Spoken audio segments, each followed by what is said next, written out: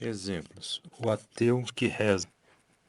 Volney, célebre incrédulo, fazia com alguns amigos uma viagem por mar de Baltimore a Nova York. De súbito levantou-se um vento terrível, e o pequeno navio que levava a fina flor dos incrédulos dos dois mundos esteve prestes a naufragar.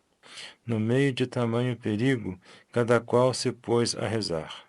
Volney começou também recitando, conforme ainda sabia, algumas ave-marias, com um fervor edificantíssimo. Logo que o perigo passou, alguém lhe perguntou: faça favor de me dizer a quem dirigia o Senhor as suas orações, quando sustenta que Deus não existe. Respondeu o sofista: a gente pode ser incrédulo à banca de estudo, mas no meio de uma tempestade tão grave, isso é impossível.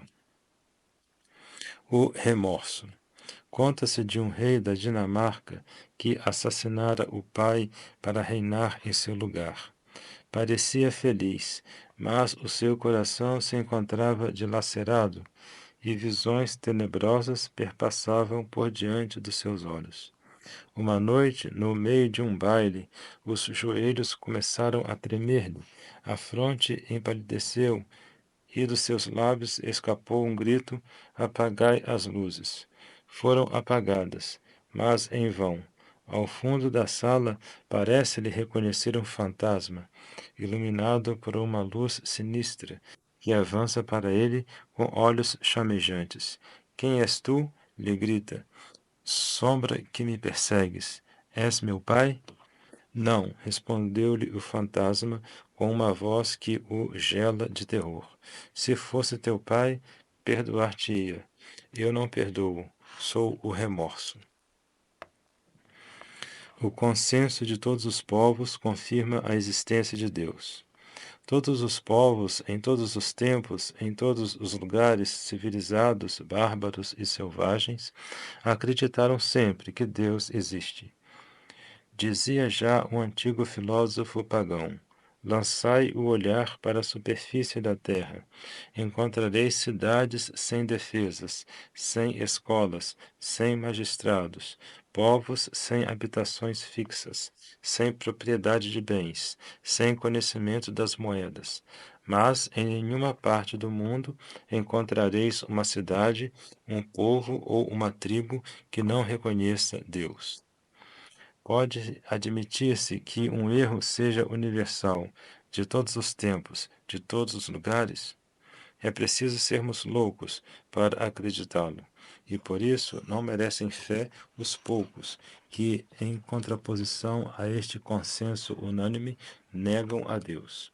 Também um dia disse um ímpio: quem nega a Deus, ou é louco ou malvado. Não há cidade que não reconheça a Deus.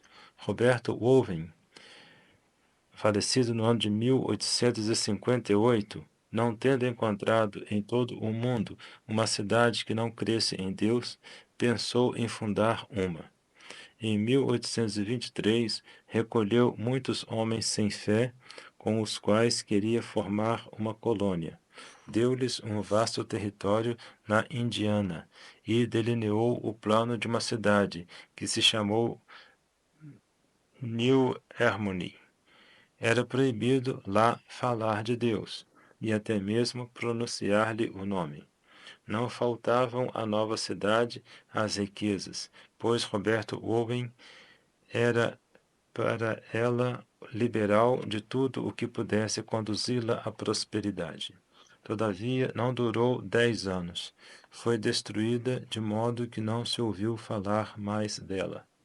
Uma sociedade que não crê em Deus, faltando-lhe uma base sólida de moralidade, não pode ser governada. Deve necessariamente ser assimilada por outros povos ou ser destruída pelos seus próprios membros.